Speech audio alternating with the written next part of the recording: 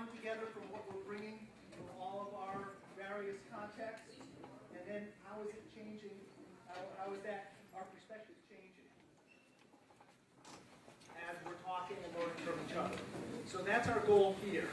And we want to start with a fishbowl structure, which you're probably very familiar with, where I've invited a group of colleagues to sit and to talk together, and I'm going to throw out a few questions and let them reflect on that and talk about that, and then at some point throw that open for your questions and your perspectives.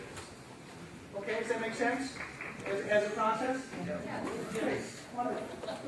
All right, so we'll go ahead and go.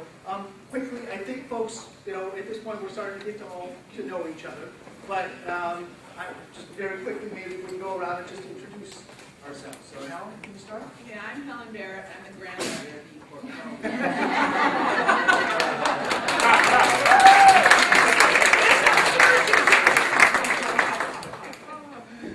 My name's Melissa Pete. I'm from the University of Michigan, and I'm a recipient, or perhaps a granddaughter. I'm Lydia. I'm Jay Elizabeth Clark. I'm from LaGuardia. I don't know where I fall in that lineage. I think it's great. I'm Trent Batson. I'm at MIT now as of 2 weeks, and I've been involved with a lot of people over the years, and I guess I wouldn't say grandmother, grandfather, cousin, but probably a visitor from time to time, and try to make the stir up the pot and then leave. My name is James Richardson. I guess you could call me the redheaded stepchild.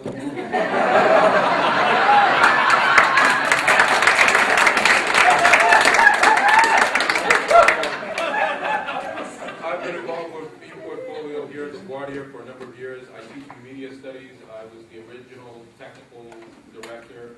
I helped put together a lot of the systems that we have in place now. I'm Darren Cambridge. I teach at George Mason, and James preempted my joke. So. Wonderful. All right. Well, we'll kind of review. Oh, who am I, right? I'm Brett, and I'm really glad to be here. It's such a great treat to have this group, and I see all around the room here so much wisdom and smarts. So it's great to have this moment together. So I guess I want to start out by just asking you, what are the key questions that you see at this moment facing the ePortfolio? One or two questions that you think are right in front of us that we're wrestling with. Okay? One of the key questions I keep coming up with, because I'm focusing on what we want to. We've already looked at open source portfolio, or open source as a concept, where we're unbundling the code and the service. And that seems to be working.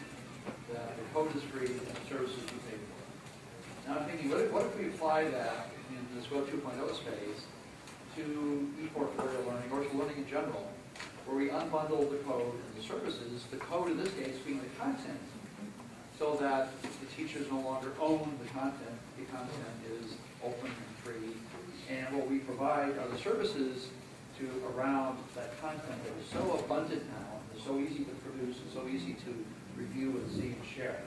So, my question is, can education itself open up? I'm plugging a book that we're just about to bring out from MIT Press called Opening Up Education, which is in about 2 months. And it's all about that whole notion, how do we open up education? In a similar way that open source communities have opened up the whole creation of software. For those of you who were in Trent and Darren's presentation earlier today, I think for me one of the major challenges is what you were both mirroring earlier today, this sort of intellectual philosophical tension around how do we keep the creativity for students and get students fully invested in this, but also answer to our institutions about how we can use this for assessment without losing the flavor and the creativity that many of us brought into the movement, on. I think that's a major tension right now between student-centered portfolios and institution-centered portfolios, between the what I would call the assessment of learning and the assessment for learning, and the assessment as learning, and, you know, and a lot of those issues that, that come out when we're in an age of accountability. I think part of that issue is that I think we need to reframe the role of portfolios and assessment as assessment for institutional learning. So I don't think assessment actually does much good for institutions at all. Currently, I don't think it's in service of an organizational learning. And reframed, it might be. So that suggests to me a big issue now is how do we move on from our successes with portfolio authors and cultivate new portfolio audiences, particularly institutional, organizational audiences that really understand how to learn as an organization from these new, richer representations of learning that we've figured out how to help students create. Maybe, go ahead, Jim. I don't see I don't see institutional assessment as totally separate from student self-assessment. So this is one of the things that I've seen in my own discipline. Students are able to self-assess, see how they've grown over time. And that helps them to reflect and make better choices in terms of career choices, in terms of schools that they're looking to transfer to. And on the institutional side, it helps us basically look at, how well have we instructed the students?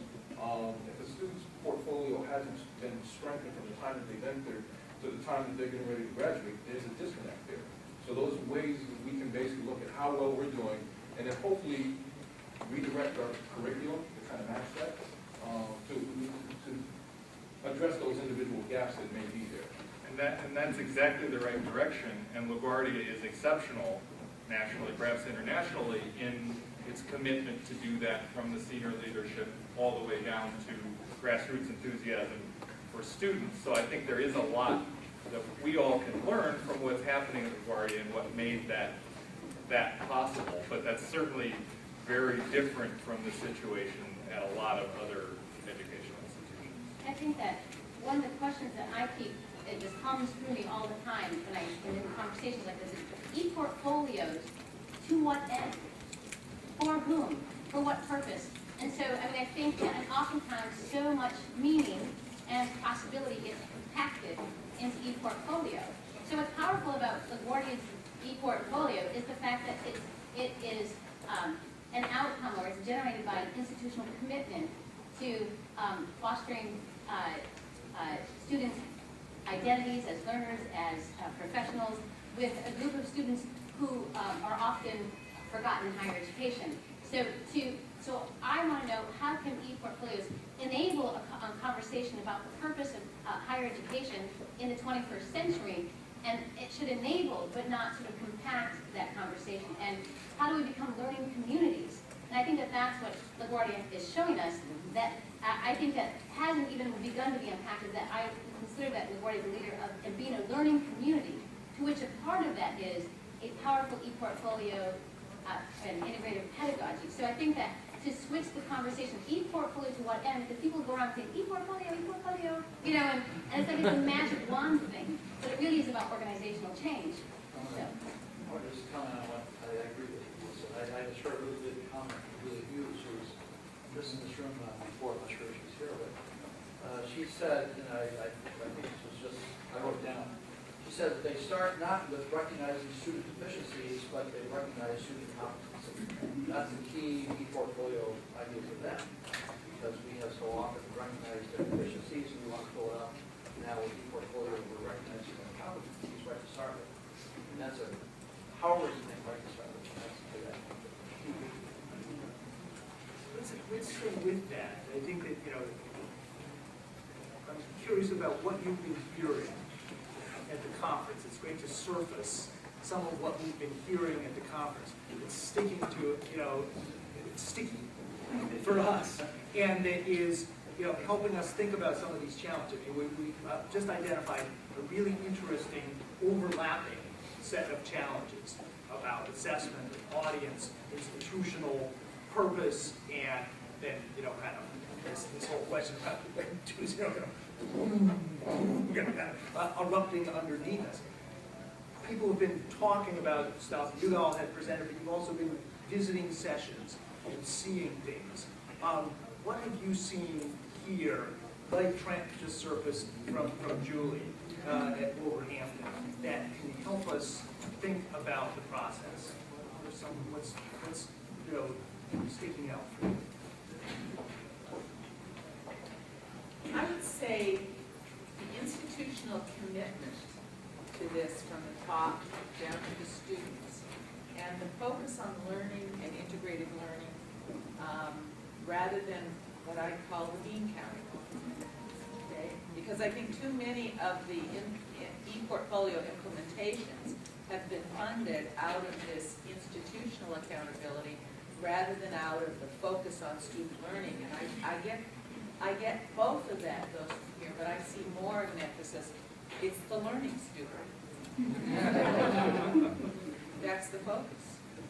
But what you said though is absolutely true. If the institution doesn't support things from the top down, it becomes, incrementally just more difficult to deal with. And the thing that we did initially when we started off, and I don't know if we kind of thought about it or we just kind of lucked into it, to be honest with you. I try to tell people we had it all figured out. was that we did a lot of the initial planning up front before we even started talking about the systems. So what happened was that the systems then became supporting the process as opposed to buying a system and then tweaking the process to fit it. So we were lucky from that standpoint. And we had so much support from the administration, and faculty development was key. We got a lot of buy-in from all the stakeholders, from the administration to the faculty to the students, and each one had its own level of hesitancy or challenges that we had to overcome. But without all those kind of falling in place, I don't think it would have blossomed the way it has here. What's so surprising about LaGuardia is the institutional commitment, such a broad scale, that wasn't about, I don't think it's about, it was about accreditation. Sure. Like it is. We have to do that too, and that's part of our challenge is how do we combine it? I think what we've done is front and center the emphasis on learning and transformation. And then the college is front and centered that as well. That's why we're trying to do any questions of assessment is really about learning and what, let's keep our focus on the deeper learning. But I think that, to go back to what you just said about LaGuardia and it wasn't like we had a master plan, but here you are, is that you said things that are very key that keep getting conflated with ePortfolio, which is a piece of technology. You said institutional commitment. You said a strategy, a plan. You said faculty development. Implied is also pedagogy and organizational learning and time and commitment and transformation. And look at Brett, his sleeves are rolled up. You know what I mean? So we really need to stop jamming everything into ePortfolio as some sort of code, because otherwise we can't bring the level of legitimacy and articulation to the kinds of efforts that we're committed to unless we kind of unpack it a bit. And so I thought that my big moment of great inspiration was hearing about the National Center. Because what I heard was that this was going to be about all things that are essential for something like ePortfolio to become successful. Actually, it's not about ePortfolio, it's about your students becoming successful. So that's what I keyed into. And see, I would even say ePortfolio is not a technology. It's manifestly not a technology. There are a range of technologies that can support the processes that are associated with ePortfolio, but a portfolio is fundamentally a particular kind of genre that, for reasons that some of which we know, some of which still need a lot of research, seems to fit well with those processes. And there seem to be a range of tools that can help that, both things that are called ePortfolio systems and the whole range of social software technologies that we've talked about a lot at this conference. And see, I would actually take that one step further, and I would say ePortfolio is actually not that at all. It goes back to what Trent said. It's ephemeral. ePortfolio is just all of those things coming together in this contemporary moment. It's ephemeral. Right? You talked this morning about the ephemeral moment and the ephemeral technology. Because 5 years from now, if we're doing our jobs well, it's not going to be ePortfolio, or it's not going to be ePortfolio as we know it. It's going to be something totally new. Because, to me, the key thing about this is the evolution of this educational technology with the students. Right. At LaGuardia, our students created those gorgeous templates. We didn't create them, the students created them. The students said, this is how we think that we should organize our knowledge, and now we're going to give this to other students. The students say, yeah, Dr. Clark, you're not doing that right. You know, that's wrong. And again, you show us how to do it, but it's about that co-learning moment. And exactly what Kathy said this morning, right? Kathy had that amazing transformational moment as an educator when she realized she's co-learning with her students, right? She's taking his notes, typing them up, and that is becoming the process. And to me, that's what ePortfolio is about. See, it took me a while to get to that point because I was by nature a technologist. To me, the technology was key. So when I initially came on to the project, I'm sitting there thinking, okay, why is everybody going to this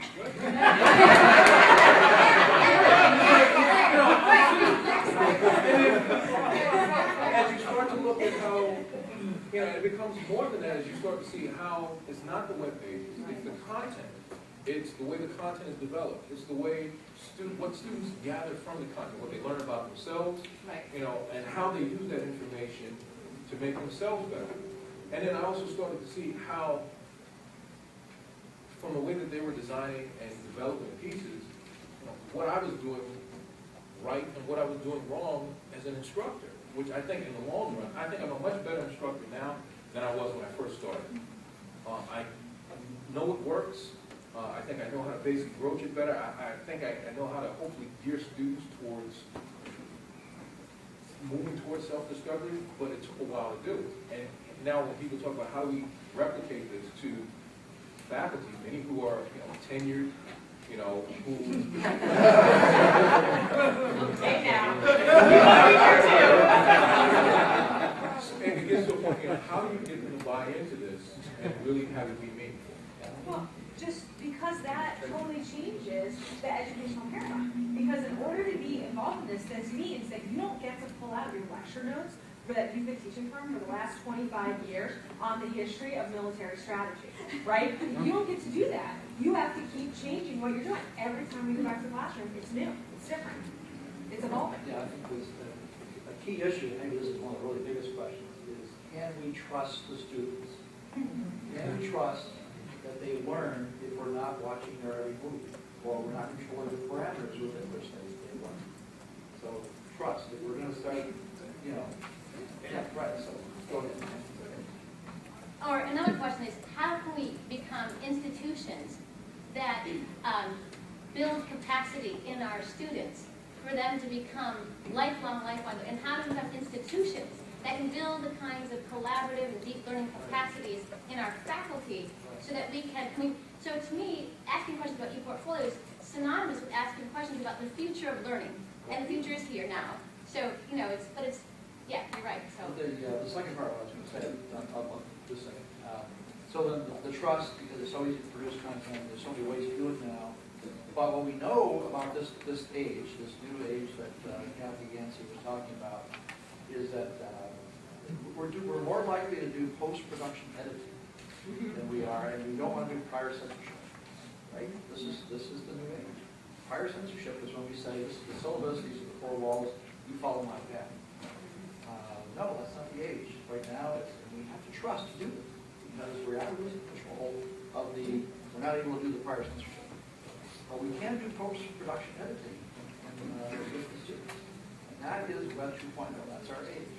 And I think it's very important that as we start to implement ePortfolios, we look at this within the context of a lifelong process, and a lifelong process of self-directed learning. And that's one of the challenges that I would pose to all of you is, as you start implementing this, is this something they can continue after they graduate? What types of skills and competencies not only are they bringing in, but how is this going to fit in the rest of their lives? Because what I heard also, and I'm anxious to see some more examples of this, is the way you've brought in the community and people's backgrounds and their lives and their families, and how important that is to educate the whole person, not just someone who meets our graduation requirements. But I also think it was like, for us, it was reflection, which was one of the, and it took me a while to get that point too. It was kind of like reflection. You know, what does that really mean? You know, it's like I'm thinking about myself. What it really kind of really boiled down to, you know, thinking about the choices that you make. What brought you to this point? And what choices can you make that will take you to hopefully where you want to go? And, you know, I don't know about all of you, but the choices that got me here were, I'd like to say once again, they were all planned. But for most of us, it's usually kind of hit or miss. And our students, particularly at LaGuardia, it's, you know, many who are underprivileged, who have a lot of things stacked against them, it's even more critical for them to think about the choices that they make because they have less leeway for mistakes. So reflection, for me, then becomes an issue of thinking about what's the right choice for you. And that's, I mean, that's a skill, that's one thing that you can take away from ePortfolios, then I think it's a miracle. But it's not just, a lot of things also get compacted under the word reflection. Another way to think about it, and this is also problematic, is that they're learning to find a projective self. I can project myself into the future as I saw earlier today, a graphic designer, as an artist, dancer, writer, all in the same person. As if, I'm developing, and that projective capacity is part of empowerment or agency or whatever. And again, back to the question, ePortfolios to what end? Yes, that to me is the right end, and I think that's why LaGuardia is the right place to be right now. But again, it's a wider version of projective capacity than a lot of other contexts invite. So it's not saying project yourself as a teacher by checking off standards 1 through 8. It's saying envision what it means to be a teacher and how it connects to being, someone who grew up in Nepal and someone who lives now in Queens and someone who is a mother, and how do I connect those things into a version of myself that connects with that larger profession? There's another really strong attention. Helen brought up before the whole accountability push, which you have to live with, which is part of it. And I think this group seems to be very much toward the end of the spectrum about ePortfolio as story, ePortfolio as personal narrative, and the whole idea of recognizing student competencies. So then the question becomes, what metrics do you use from a story to quantify the results of the story so you can put it into, and then, meet the accountability requirements? That's the major dilemma right now. It's the dilemma we have in trying to take this very rich story and assign numbers to it. But I think that actually the way that we begin to address that dilemma in our ePortfolio integrative learning environment is that students self-assess themselves, both quantitatively and qualitatively, along our outcomes at the beginning of their capstone experience. Then they create their knowledge artifacts, then they create their philosophy, then they create this narrative of coherence. And while they're doing that, they're also mapping those knowledge artifacts to the outcomes.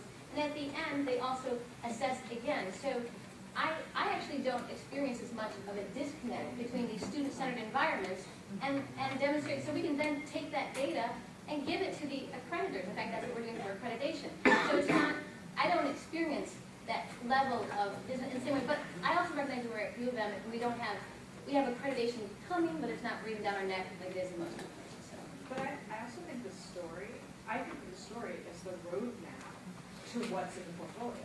It's the narration of the journey that the student has taken and the way the student understands the pieces. If you need to pull the pieces, the research paper to demonstrate that your students have information literacy or technological literacy, here it is. Right. But where the meaning is in the story, but the assessors and the accreditors don't necessarily care about that, but the students care about that, and we They care about should. that. They should. And we are not taking up the real challenge that we need to be dedicated to if we don't try to transform what they want and just give them numbers that have no impact on actually improving the educational enterprise. So that's hard as hell. It really is, and I don't have the perfect solution to doing that, but I don't think we can give up on that challenge. I think that accountability can be a really good thing. I think it's important. We've got to continue continue to do better. We ought to do it in a systematic way, but we ought to do it in a way that takes advantage of the really rich representations of learning everyone in this room knows we can get through the processes and the genre and the technology related to portfolios. It's, you know, it's one forum for that. And, you know, sometimes you wonder how life drops you here or there. Somehow I got invited to be on this national council, the Council for Higher Education Accreditation,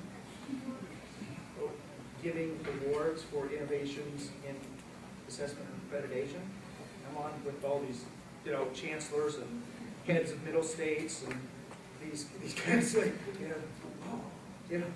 how did this happen? But every year there are awards given for innovations around this, and that actually the conversations that, you know, I'm sitting there with, just like this, looking at possibilities. And I think the more we get in there and wrestle with some of this, I guess this is, I'm a historian, and I believe in the contingent quality of history and society that we're doing it. This is not, it's not set. It's evolving. It's in flux. And we're part of determining how it's going to shake out. All around the room, right? All of our students. So we have opportunities to get in there and wrestle with it. And push it this way and push it that way. We don't have total control. But we do have some weight. And you think about, the minds and the responsibilities and the roles that we have as a group. We do have potential to make an impact. If we think that this kind of integrative approach and the questions of story and the questions of kind of deep learning needs to be a part of the picture, I think we have the capacity to start to make that, to open the space for that. And it's not as if the ePortfolio community, such as it is the only group in higher ed taking this up. In fact, one of the things that's really powerful about ePortfolio as an idea and a community is it's at the intersection of a number of really powerful initiatives for trying to transform higher education. Things like the whole discourse around integrative learning, the scholarship of teaching and learning, assessment for learning, and so forth. And one of the things that I like about portfolio as a concept is while putting that at the center sometimes causes confusion, as Melissa points out, it also is a place where all of these things can be connected up. Because it touches the concerns of all of those other communities, and we need all of those folks to really make the kind of change that we're advocating. I think that it's also a question about whose stories get to matter in our culture. We are in the election moment, and how do we get to know our politicians? They publish autobiographies. They tell us their stories. We are to be invested in John McCain because he has a story of his powerful transformation as a Vietnam veteran. Yes, that's a powerful story. Why does that story get to be more powerful than the story of my student who crossed the border illegally into the United States, right? So I think it's also a question of, as a society, what do we value? And how do we, as an educational community, say, wonderful, you've set the bar. You've said stories matter, and you've shared your stories with us, and that's great. Now, we as an educational community say, stories do matter. And so here they are, thousands and thousands and thousands and thousands of stories, and every one is as important as yours. But then you're looking at ePortfolios almost as like the factor mentor. I had a student who basically, developed his first portfolio and wound up actually getting a job in a major interactive firm. And a lot of my students now who are taking my introductory flash courses look toward that and they say, well, here's Jimmy. Jimmy did it.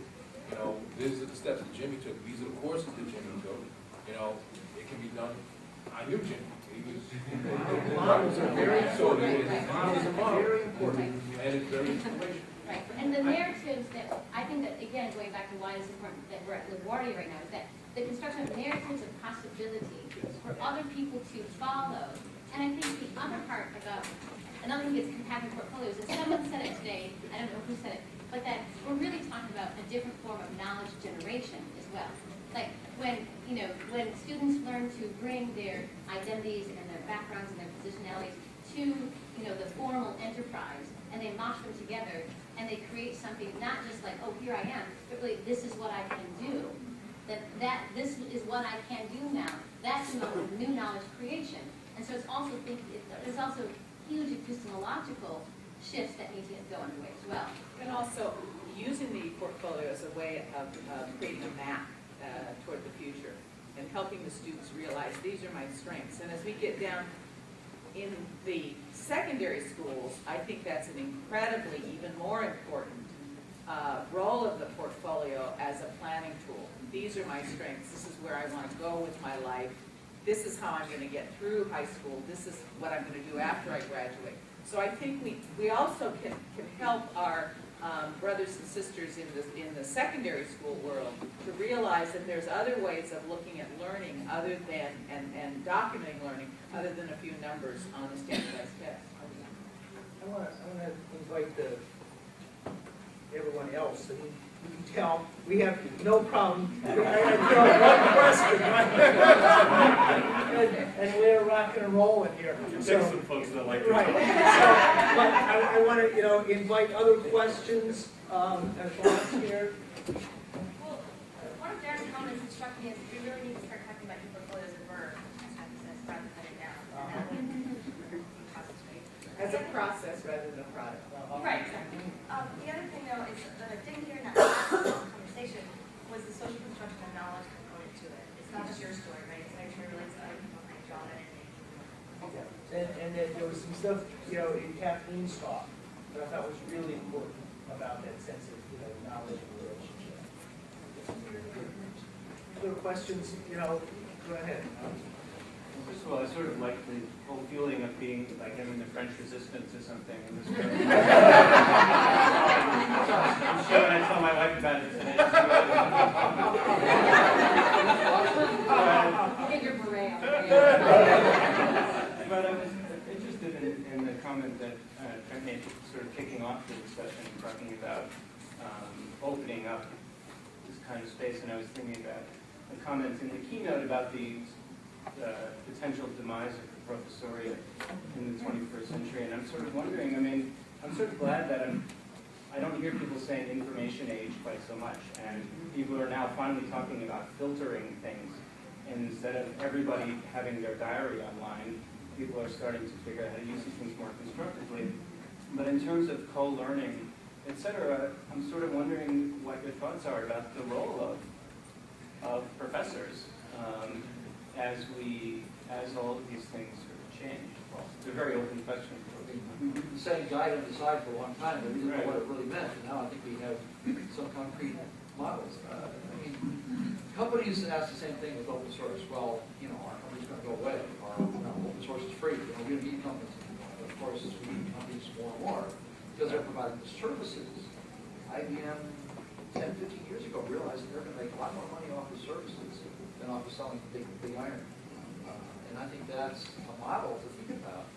That if you unbundle the parts, now we say the professor provides the services but also controls the code, the content, and that maybe is changing along with the rest of the world. It doesn't mean that the professors are going out of business. It means that they have to shift to support the kinds of things that Laguardia students are doing, discovering their story, the kinds of things that the University of Michigan students are doing, providing that service of support and guidance, and then seeing how you publish it or what you make use of it, but not telling them what is your story, and to help them discover it. So it's a service model, but I think it does depend on trust. And I don't think most faculty, to be honest, trust that their students, if given with the freedom, will do good things like University of Michigan students or And LaGuardia students. our students get a lot of guidance and direction and support, and I think that when our students come to the class, they don't know how to create knowledge artifacts. That's a process, and it's really, really, really iterative. Like 10 times we created the same one, but it's like once they have that scaffolding to do that, they can have that for the rest of their life. That'll stick with them. So I think that there's a lot, we're by no means obsolete. There's a great deal that we need to do. It's just we have to think about it as we're not, We just need to turn certain professors into lifelong learners. Yeah.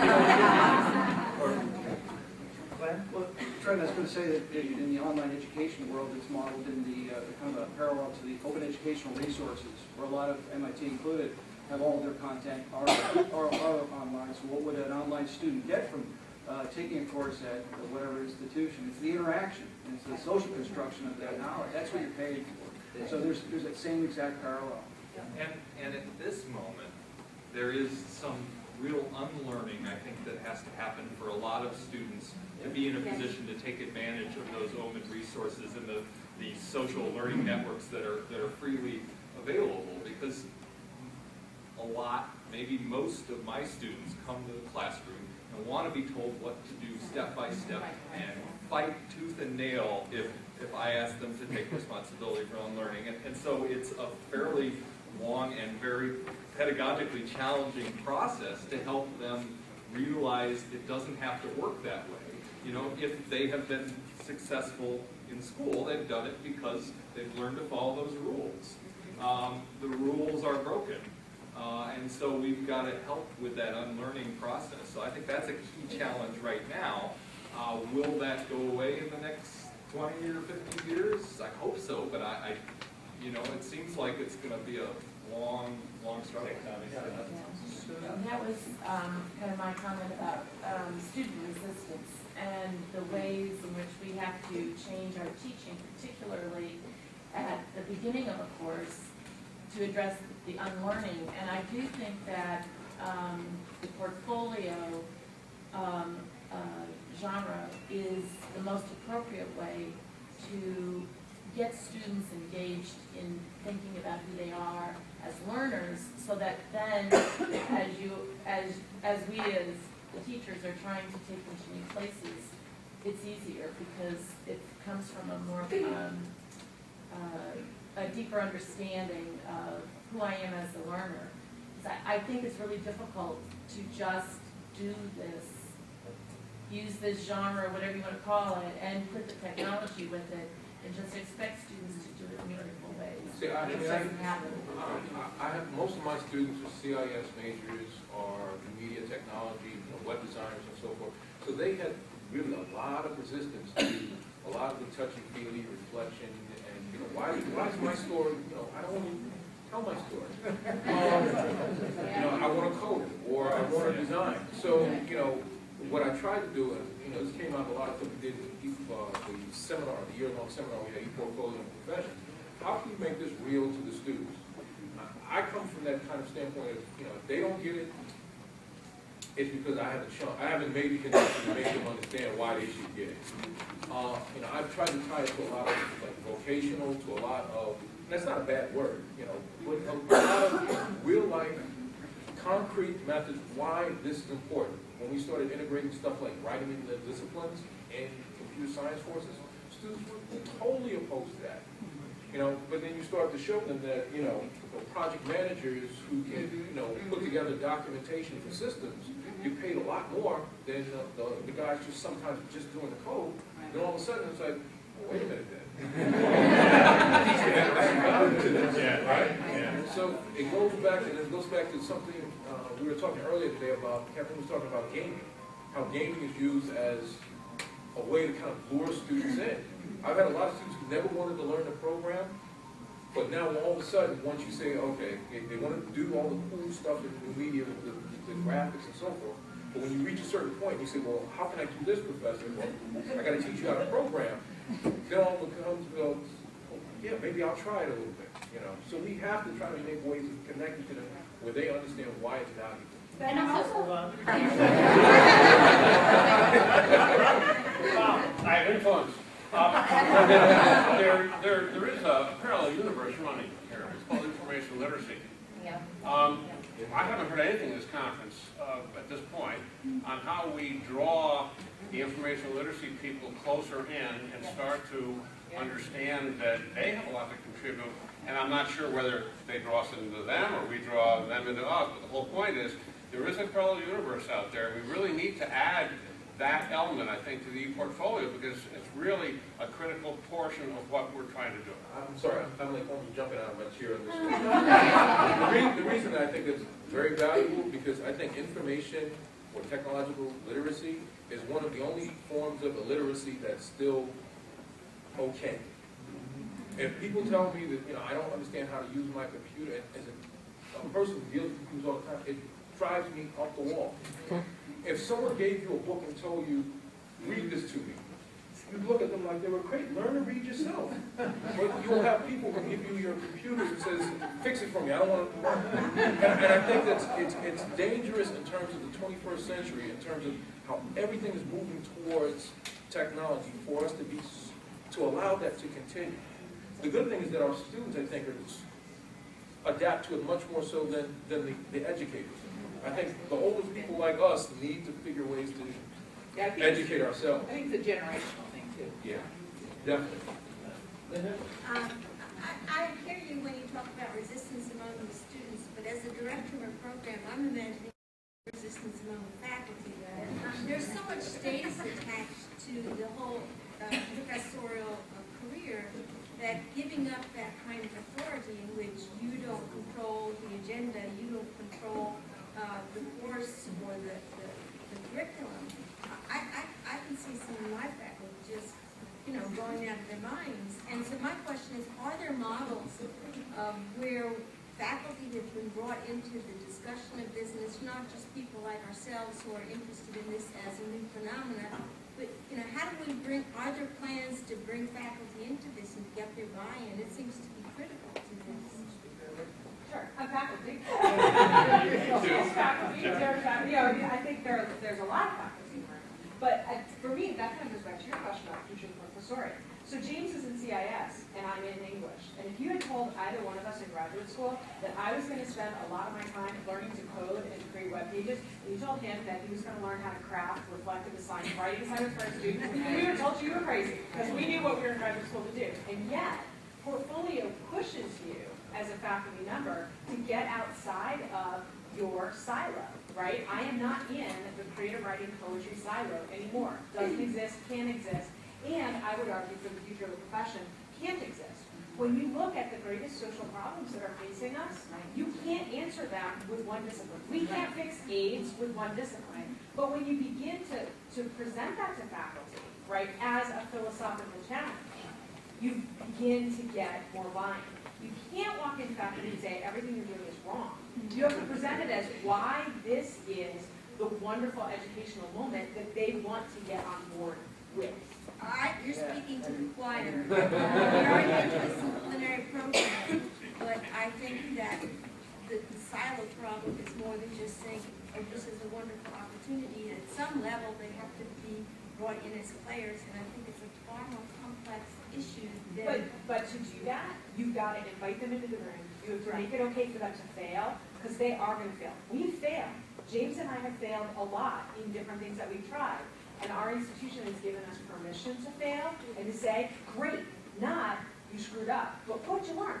That's so awesome. Right. We're so happy you screwed up. What'd you learn from it, and what are you going to do different? And I think what prevents a lot of faculty from, this fear that you're suggesting is the idea that there are going to be huge repercussions if you walk into your classroom to do Portfolio and you screw up. And So it's got to be learning for them as well. But we're not going to get everybody. No, I mean, so you've got to plan the way you think about portfolios on your campus so that there is some space for some people who are not going to be on board. And I mean, that's certainly for the next couple of decades, that's going to be the case, and it may be potentially. And yeah, you probably don't want to waste your energy. And it needs to be at different opportunities, differential levels of engagement. And also, we can Go ahead. We can portfolioize the curriculum, so not all faculty have to get always geeked about the entire portfolio process. So you portfolioize the curriculum, and then there's this little piece that Darren does, this piece Melissa does, and Helen does, and the student owns the coherent whole. And so our mantra of faculty is 3 critical degrees of difference. That's all we're looking for.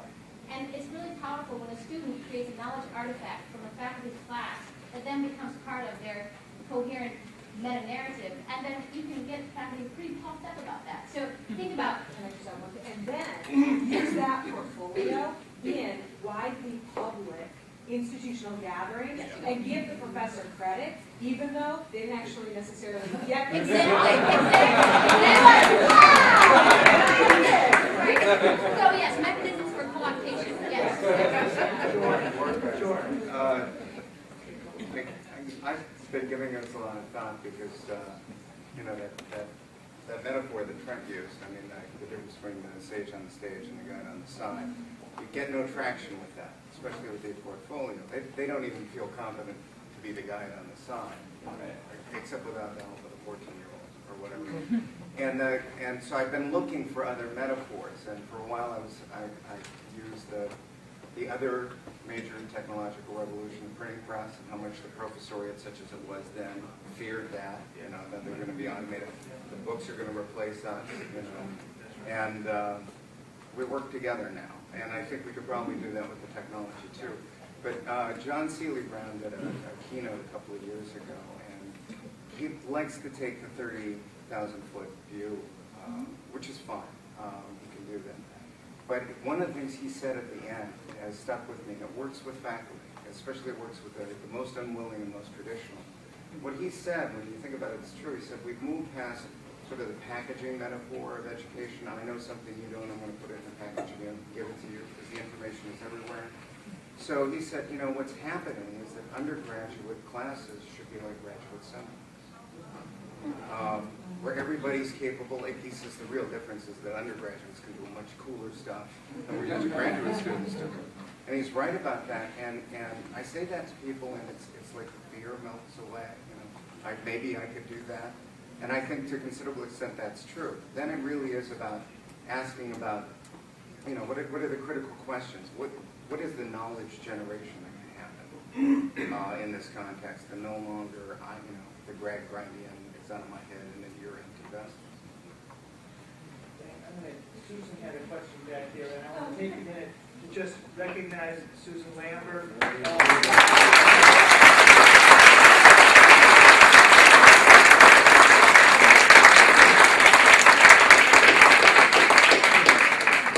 Thank you so much. I just wanted to utter the phrase visual literacy. That's really all I wanted to do. Because so often, I mean, it's a visual medium, and so often, you know, I think there's still time for, you know, for people to take up that challenge of you know, delving into that. But, you know, the field hasn't done it yet, as far as I'm concerned, and maybe I can contribute. Maybe that's something that I should be called to do, but that's all I want to say. Let's take a minute. We're about 5 minutes past what our time was. You know, and I said some people want to stay, but I don't want to keep people too long before we go down to our reception where we were talking formally. And I wonder if we just want to go around and share, you know, a final thought, something that we're taking away out of this, you know, our process so far, either out of this conversation, other things out of this conference. Is there, you know, one thing you would want to say, you know, to people as we wrap up this process? Something, you know, that is important for us to be thinking about as we go forward. Dan, you want to start us off on that? I'm putting pressure. You know, I think keep it going. You know, there's so much energy here, and I know often you have that experience at conferences, and then you go back to the requirements of reality and everyday life. So just remember how it feels to be engaged in this kind of conversation, and try to remember that as you continue doing the hard, difficult, sometimes very tedious day-to-day work that's necessary for the kinds of successes that we're celebrating here. This is constantly evolving. So what we're doing now may be radically different than what we're going to be doing 5 years from now. Don't be intimidated by it. You don't have to do it all yourself. No one's going to be able to learn all this. You know, try to seek out support systems, find other professors who have complementary skills, My writing, I was an undergraduate English major, but my writing has gotten a little shaky in the last couple of years, so I'm going to be seeking out people like Liz to help me craft those reflective assignments for our students. So try to see where your strengths are and find people who can help complement those. And one thing that came up, you're concerned about bringing the faculty, and I was actually going to ask this as a question, but I know we're out of time. I was talking to some institution where they had instituted required portfolios for faculty professional development. And, you know, every time I do that, I think, okay, I mean, the faculty are doing them themselves and telling their own story, then they may have less resistance to or they may understand better why their students would want to do this or why it would work. And the second thing was, you asked at the beginning, what will portfolios look like in 5 years? I have no idea, but I know in 5 years we will still be asking, what is an ePortfolio? I want to just mention, you know, in relationship to the first part of what you said, Michelle Pizzo and the work we're doing with our course portfolios in our Carnegie seminar, and actually our information literacy seminars also, that Michelle does. And, you know, part of our dilemma in putting this together, there's so many different facets of our work here that we wanted to share, that we kind of, okay, you know, no one to tell, but, you know, maybe at another venue here. And we also, you know, we talk about some of the underlying professional development processes that undergird what, you know, how we're doing it. So, Liz? So Marge Piercy is one of my favorite poets, and so I would, love her. And she has this great poem called "To Be of Use." And so I think like the best thing that we can do as educators is to be of use to our students. And this is hard work. It's not easy. And I mean, just speak up about LaGuardia, this didn't happen overnight. We started in 2001, and we have made such leaps and bounds. But it's also made the path by walking a little bit every day. So I think for me, it would be, you know, the idea that whatever we do, whatever it looks like 5 years from now, however we need to get there, we need to be of use to our students. So my question is, how do we practice what we preach and become a learning community? I mean, the most important thing about this conference, and the reason I think registration is off the charts is not because you guys are way cool, which you are, but the need is great for a national conversation and a way for us to learn as we go, and to really, like, I think that there should be a place that we all go afterwards and we create our knowledge artifacts, our reflections around the conference, because there's so much here. And as soon as we go back to, I love requirements of reality, it's going to recede from consciousness. And so, so I think that we can help you co-create an agenda for your national organization.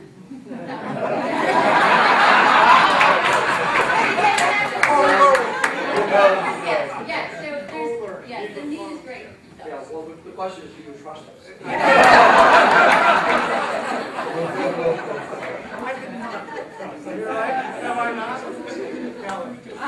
I think the most important thing we can do is keep students at the center of the process and student learning. And when you didn't ask us what we thought portfolios would look like in 5 years, but they'll be you'll probably be using something like this or Darren's iPhone or something, or whatever that technology emerges into. We need to keep in mind that we're building an airplane while it's still flying. So, you know, I think it's pretty exciting, but it's still, what do they call it, permanent whitewater? Yeah. Definitely. Well, the good part is, I think, and James kind of said this, you know, we don't have to do this by ourselves. We're doing this together, and we do have to kind of trust the process, trust that sense of, okay, we're only going to figure this out by doing it. And we need to have that process of learning from each other as we go. And trust kind of, we're all doing this in good faith, and we're going to, you know, we're going to learn something really important and make a difference. And make connections here with the people who share your knowledge, and just as a shameless self-love. So go to jamesrichardson.net.